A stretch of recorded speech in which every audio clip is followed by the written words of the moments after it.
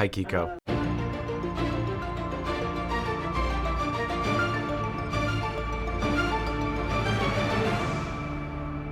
Thank you for taking the time. Thank you. My pleasure. Hey, Chris, how's it going? Hey man, nice to see you. Nice to see you too. Thanks a lot for taking the time. I appreciate it.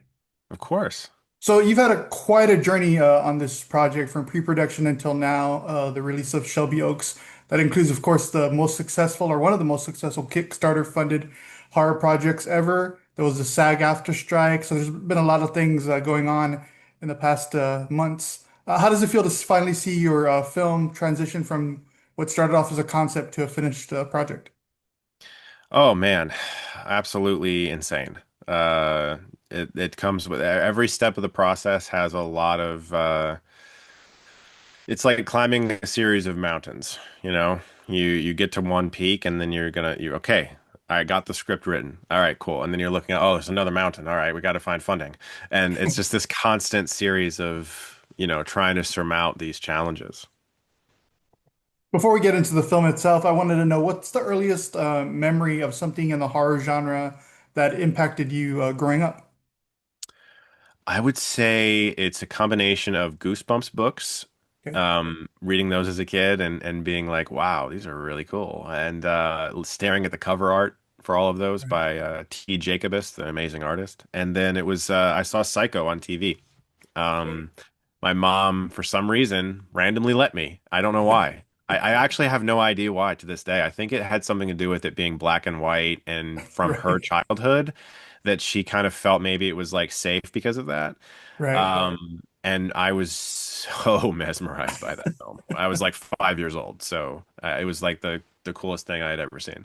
Have you seen the documentary on the shower scene yet? I'm sure you Oh have. yeah, is that the one about what is it called, like 52 something or Something other? like that, right? Yeah, yeah, I've seen that. Yeah, it's really cool. Very cool. So there's this strong emotional core in the center of this film that is about grief and obsession, in my opinion. Was there something personal that drew you to include those themes in the screenplay? Yes, absolutely. My history with not seeing my sister for over 10 years when she was shunned from the religion I was raised in. And it's a strange feeling to know, like, and I've seen this also in like, unsolved mysteries, true crime episodes where it's like there's a missing person. Those people are not able to grieve. In some ways, when it goes on for that long, it's worse than if a person had actually passed away because at least then you have closure and you have a grave, you have a tombstone, and you can process. But when you Mhm. don't know for sure, it's this long, drawn out, emotional, torturous experience. And so, I, being raised that way, I knew my sister was alive, but my faith and the people involved in it were telling me that she was not to be viewed that way because she's no Mhm. longer alive in God's eyes. And it would be these, Mhm. really horrible things to tell a kid. And so that definitely came from that place. It's interesting. So the found footage horror movie was popularized, of course, by the Blair Witch over 25 years ago. I can't believe it's been that long, but uh, what did you want to do with Shelby Oaks in comparison? Like, were there any unwritten rules that you wanted to set out to break? Yeah, for me, I mean, I just wanted to tell a story that has multiple structural elements that are from the perspective of found footage, traditional narrative, and mockumentary, and figure out if I can tell a story in a linear way by using all of those different elements. And I did wonder if I was breaking a rule when I was writing it, and I would ask some of my filmmaker buddies, like, is for any storytelling, you can tell your story any way you want to. You spent years analyzing films as a critic. I'm a fellow Rotten Tomatoes critic myself. So, how did that perspective shape your pursuit in making a movie? Um, I think if you surround yourself by film for as long as people like us have, when you go to when you try to see every movie and you're really invested in film, there's a really it's impossible to not you developing taste. You're realizing what you like and what you don't, but you're also getting a good sense of what the industry is looking for, you know? I think there's a lot of aspiring filmmakers that maybe don't watch enough movies, and you need to just really look at everything that's being released And sometimes that means watching a film you didn't necessarily like, but you're at least you're learning like, why did this one get made? Oh, so it has this element and that was interesting to this producer, and you're kind of getting a sense of what the industry is looking for too. Now, being on the other side of things, how would you say you take criticism yourself?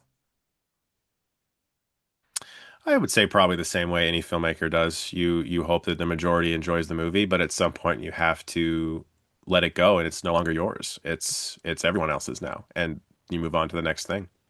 So the film is getting pretty solid reviews right now. Are you going to drive yourself crazy and like refresh the Rotten Tomatoes page every 5 minutes? No. Okay. I don't think that's a good idea. I have Okay. kids. They need as much time with their dad as possible.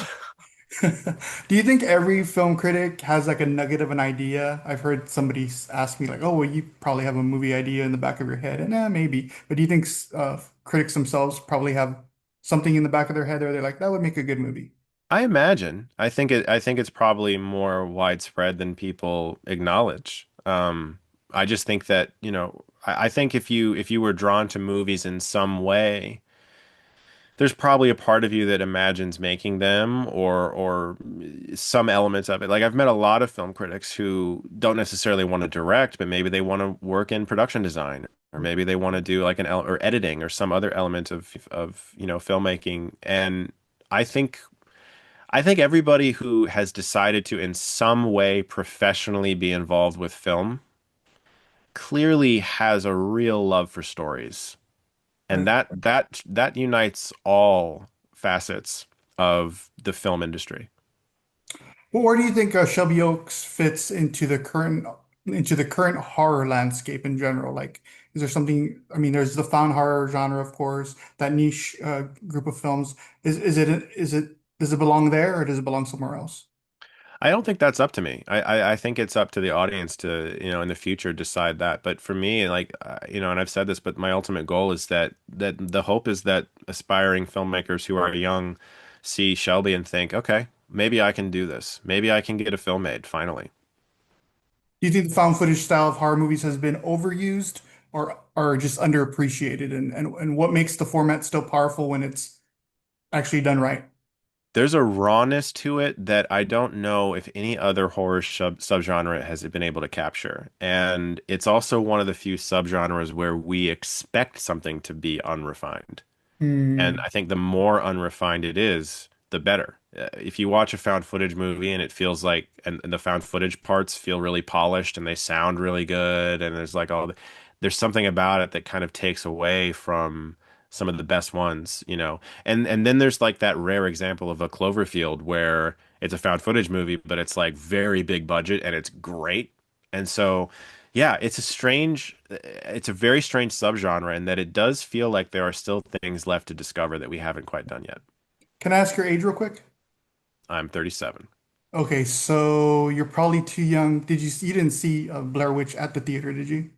Not when it was first released. I did Okay. see it in theaters later during like a re-release. So you didn't get to experience whether or not people, when it was happening, where people really believed that it was a found footage piece of Well, material that I they're. didn't experience that in the theater, but I did at school because every Okay. kid in school was talking about it for like a couple Okay. weeks.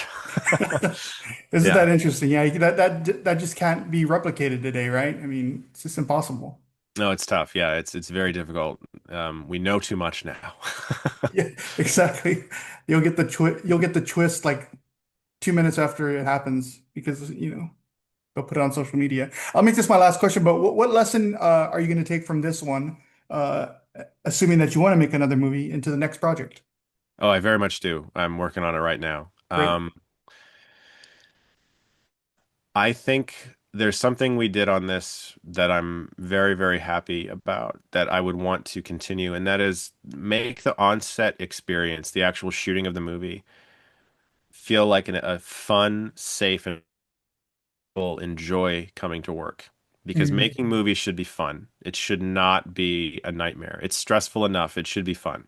And I'm going to take a lot of the same people onto the next one and try to build that film family that, I can keep making stuff with.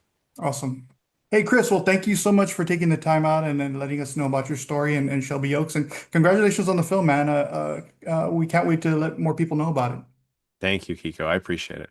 Have a good rest of your day. You too.